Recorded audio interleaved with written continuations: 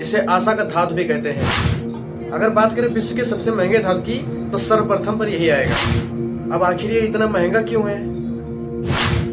पहला, असल में प्रकृति में हमें दो प्रकार के यूरेनियम देखने को मिलते हैं। पहला यूरेनियम होता है 235 और दूसरा यूरेनियम होता है 238। दोनों एक साथ मिक्स होते हैं। दूसरा यूरेनियम 238 जो कि प्रकृति में लगभग 99.3% विद्यमान रहता है, जो कि हमारे किसी काम का नहीं रहता है।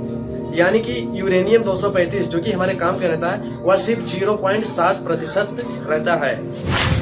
इसका मतलब यह है कि 100 केजी यूरेनियम में सिर्फ 700 ग्राम यूरेनियम हमारे काम का रहता है। तीसरा, अब चूंकि यूरेनियम 238 और 235 एक साथ मिक्स रहते हैं, तो यूरेनियम 235 को 238 से अलग करने के लिए सेंट्रीफ्यूजेस नामक डिवाइस में गोल गोल एक समान गति पर नचाया जाता है। और पुनः यूरेनियम 235 को 238 से अलग करके लगभग 90% इनरिच किया जाता है। फिर इससे परमाणु बम बनता है, जो कि इतना भयानक विस्फोट होता है। अब बात करते हैं कि ये यूरेनियम इतना पावरफुल कैसे होता है।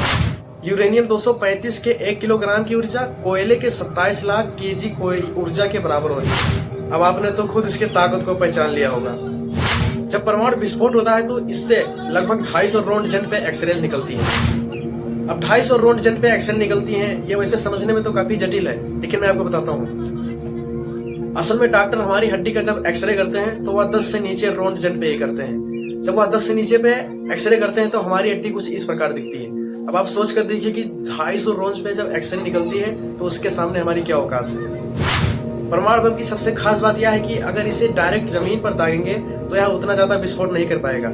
इसीलिए इसको जमीन से लगभग 600 मीटर ऊंचाई पर विस्फोट किया जाता है, जिससे काफी ज्यादा क्षेत्र कवर कर पाता है। सबसे रोचक बात यह है कि जिस स्थान पर यह गिरता है उस स्थान के आसपास इसका असर लगभग 30,000 वर्ष के आसपास तक रहता है। और एक रोचक फैक्ट, यह जिस स्थान पर गिरता है वहां के लगभग 10 किलोमीटर के अंदर पानी का तापमान लगभग 300 डिग्री सेल्सियस तक पहुंचा देता है। और हाँ, जाते जाते यह जरूर बता दीजिए कि सबसे ज्यादा यूरेनियम विश्व में कहाँ मिलता है।